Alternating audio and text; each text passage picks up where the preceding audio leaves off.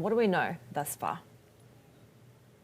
Yeah, Heidi, as you know, this is a major streaming video service here in China. It's backed by the search engine Baidu.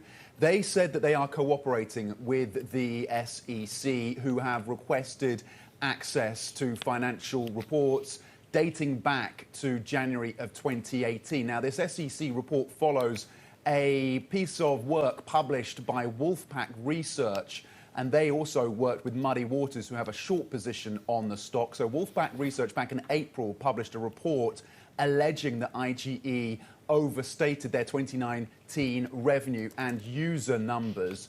And we heard, in fact, around that time that the report was published from Dan David of Wolfpack. He said the potential downside for iQIYI was unlimited. Take a listen. If you look at some of my allegations, they're very straightforward and very easy to vet. And if there is a truly independent investigation here, the downside is unlimited. So iQIYI, again, says it's cooperating with the SEC. They are going to provide that documentation. They're going to have auditors go through some of that paperwork. And again, the stock fell, obviously, on the back of this report. It also follows the allegations around Luckin Coffee, that scandal around alleged accounting of fraud at that company as well. And of course, the scrutiny just generally on Chinese tech companies like Tencent, which has its WeChat operations, which Trump is focused on, and ByteDance, of course, and its TikTok app in the US. So it all comes at a time when the spotlight in the US is very much on these Chinese tech companies. Yeah, Tencent's earnings completely overshadowed with those issues with WeChat, right? So how did Baidu's earnings fare given this new data that we have now?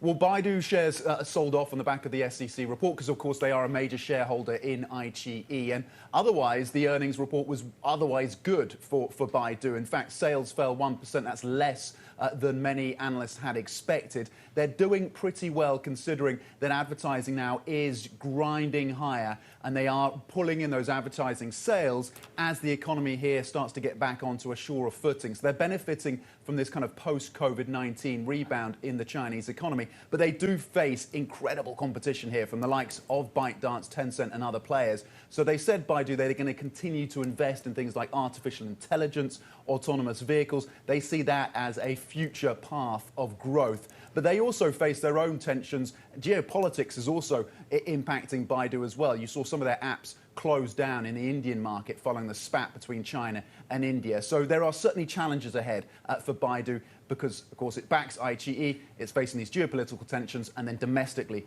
increased competition.